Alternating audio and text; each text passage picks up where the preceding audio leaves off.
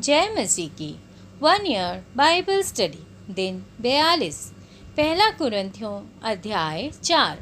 मसीह के प्रेरित। मनुष्य हमें मसीह के सेवक और परमेश्वर के भेदों के भंडारी समझे। फिर यहाँ भंडारी में यह बात देखी जाती है कि वह विश्वास योग्य हो, परंतु मेरी दृष्टि में यह बहुत छोटी बात है कि तुम या मनुष्य का कोई न्यायी मुझे परखे, वरन मैं स्वयं अपने आप को नहीं परखता, क्योंकि मेरा मन मुझे किसी बात में दोषी नहीं ठहराता, परंतु इससे मैं निर्दोष नहीं ठहरता, क्योंकि मेरा परखने वाला प्रभु है। इसलिए जब तक प्रभु ना आए, समय से पहले किसी बात का न्याय ना करो। वही अंधकार की छिपी बातें ज्योति में दिखाएगा और मनों के अभिप्रायों को प्रकट करेगा। तब परमेश्वर की ओर से हर एक की प्रशंसा होगी।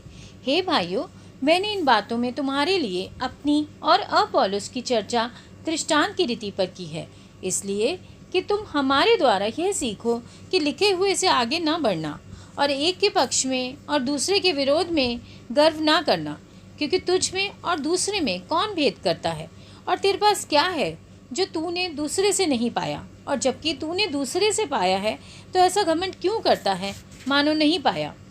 तुम तो तृप्त हो चुके, तुम धनी हो चुके, तुमने हमारे बिना राज्य किया, परंतु भला होता कि तुम राज्य करते कि हम भी तुम्हारे साथ राज्य करते। मेरी समझ में परमेश्वर ने हम प्रेरितों को सबके बाद उन लोगों के समान ठहराया है जिनकी मृत्यु की आज्ञा हो चुकी हो, क्योंकि हम जगत और स्वर्गदूतों और मनुष्यों के लिए एक तमाशा ठहरे हैं। हम मसीह के लिए मूर्ख हैं, परंतु तुम मसीह में बुद्धिमान हो। हम निर्बल हैं, परंतु तुम बलवान हो। तुम आदर पाते हो, परंतु हम निरादर होते हैं। हम इस घड़ी तक भूखे प्यासे और नंगे हैं और घूसे खाते हैं और मारे मारे फिरते हैं और अपने ही हाथों से काम करके परिश्रम करते हैं। लोग हमें बुरा कहते हैं, हम आशीष देते हैं। वे सताते हैं, हम सहते हैं। वे बदनाम करते हैं, हम विनती करते हैं। हम आज तक जगत का कूड़ा और सब वस्तुओं की खुरचन के समान ठहरे हैं। चेतावनी। मैं तुम्हें लज्जित करने के लिए बातें नहीं लिखता, परंतु अपने प्रिय बालक जानकर तुम्हें चिताता हूँ, क्योंकि यदि मसीह में तुम्हारे सिखाने वाले 10,000 भी होते तो भी तुम्हारे पिता बहुत से नहीं, इसलिए कि मसीह यीशु के सुसमाचार के द्वारा मैं तुम्हारा पिता हुआ। इसलिए मैं तुमसे विनती करता हूँ कि मेरी सी चाल चलो।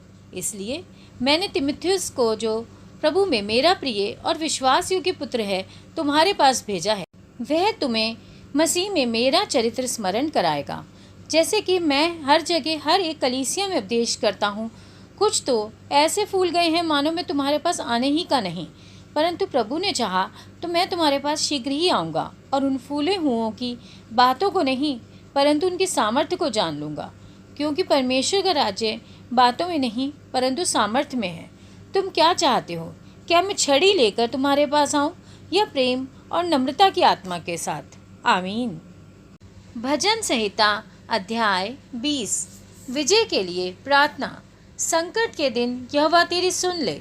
याकूब के परमेश्वर का नाम तुझे ऊंचे स्थान पर नियुक्त करे। वे पवित्र स्थान से तेरी सहायता करे और सिय्योन से तुझे संभाल ले। वे तेरे सब अन्न बलियों को स्मरण करे और तेरे होम बलि को ग्रहण करे। वह तेरे मन की इच्छा पूरी करे और तेरी सारी उक्ति को सफल करे। तब हम तेरे उद्धार के कारण ऊंचे स्वर से हर्षित होकर गाएंगे और अपने परमेश्वर के नाम से झंडे खड़े करेंगे। यहोवा तुझे मुँह मांगा वरदान दे। अब मैं जान गया कि यहोवा अपने अभिषिक्त का उद्धार करता है। वह अपने दाहिने हाथ के उद्धार करने वाले पराक्रम से अपने पवित्र स्वर्ग पे से सुनकर उसे उत्तर देगा। किसी को रथों का और किसी को घोड़ों का भरोसा है, परंतु हम तो अपने परमेश्वर यहोवा ही का नाम लेंगे। वह तो झुक गए और गिर पड़े, परंतु हम उठे और सीधे खड़े हैं। हे यहोवा, बचा ले। जिस दिन हम पुकारें तो महाराजा हमें उत्तर दे। आमीन।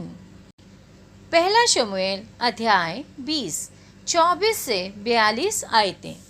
इसलिए दाऊद मैदान में जा छिपा, और जब नया चांद हुआ तब राजा भोजन करने को बैठा। राजा तो पहले के समान अपने उस आसन पे बैठा जो भीत के पास था, और योनातन खड़ा हुआ और अब्नेर शाऊल के निकट बैठा, परंतु दाऊद का स्थान खाली रहा। उस दिन तो शाऊल यह सोचकर चुप रहा कि इसका कोई न कोई कारण होगा, वह अशुद्ध होगा, निसंदेह शुद्ध न होगा। फिर नए चांद के दूसरे दिन दाऊद का स्थान खाली रहा। अतः शाऊल ने अपने पुत्र योनातन से पूछा, क्या कारण है कि यिशै का पुत्र ना तो कल भोजन पर आया था और ना आज ही आया है? योनातन ने शाऊल से कहा, दाऊद ने बैतलहम जाने के लिए मुझसे विनती करके छुट्टी मांगी और कहा, मुझे जाने दे, क्योंकि उस नगर में हमारे कुल का यज्ञ है और मेरे भाई ने मुझको वहाँ उपस्थित होने की आज्ञा दी है। और अब यदि मुझ पर तेरे अनुग्रह की दृष्टि हो तो मुझे जाने दे कि मैं अपने भाइयों से भेंट कराऊं। इसी कारण वह राजा की मेज पर नहीं आया। तब शाऊल का कोप योनातन पर भड़क उठा और उसने उससे कहा, हे कुटिला राजद्रोही के पुत्र, क्या मैं नहीं जानता कि तेरा मन तो यिशै के पुत्र पर लगा है? इससे तेरी आशा का टूटना और तेरी माता का अनादर ही होगा, क्योंकि जब तक यिशै का पुत्र भूमि पर जीवित रहेगा तब तक ना तो तू और ना तेरा राज्य स्थिर रहेगा। इसलिए अभी भेजकर उसे मेरे पास ला, क्योंकि निश्चय वह मार डाला जाएगा। योनातन ने अपने पिता शाऊल को उत्तर देकर उससे कहा, वह क्यों मारा जाए? उसने क्या किया है? तब शाऊल ने उसको मारने के लिए उस पर भाला चलाया। इससे योनातन ने जान लिया कि मेरे पिता ने दाऊद को मार डालना ठान लिया है। तब योनातन क्रोध से जलता हुआ मेज पर से उठ गया और महीने के दूसरे दिन को भोजन ना किया, क्योंकि वह बहुत खेदित था, इसलिए कि उसके पिता ने दाऊद का अनादर किया था। सवेरे योनातन एक छोटा लड़का संग लिए हुए मैदान में दाऊद के साथ ठहराए हुए स्थान को गया। तब उसने उस लड़के से कहा, दौड़कर जो जो तीर मैं चलाऊं उन्हें ढूंढ ले आ। लड़का दौड़ ही रहा था कि उसने एक तीर उसके परे चलाया। जब लड़का योनातन के चलाए तीर के स्थान पर पहुंचा, तब योनातन ने उसके पीछे से पुकार के कहा, तीर तो तेरे उस ओर है। फिर योनातन ने लड़के के पीछे से पुकार के कहा, फुर्ती कर, ठहर मत। और योनातन का लड़का तीरों को बटोर के अपने स्वामी के पास ले आया। इसका भेद लड़का तो कुछ ना जानता था, केवल योनातन और दाऊद उस बात को जानते थे। तब योनातन ने अपने हथियार उस लड़के को देकर कहा, जा इन्हें नगर को पहुंचा। जो ही लड़का गया त्यों ही दाऊद दक्षिण दिशा की ओर से निकला और भूमि पर औंधे मुंह गिर के 3 बार दंडवत की। तब उन्होंने एक दूसरे को चूमा और एक दूसरे के साथ रोए, परंतु दाऊद का रोना अधिक था। तब योनातन ने दाऊद से कहा, कुशल से चला जा, क्योंकि हम दोनों ने एक दूसरे से यह कह के यहोवा के नाम की शपथ खाई है कि यहोवा मेरे और तेरे मध्य और मेरे और तेरे वंश के मध्य में सदा रहे। तब वह उठकर चला गया और योनातन नगर में गया। आमीन।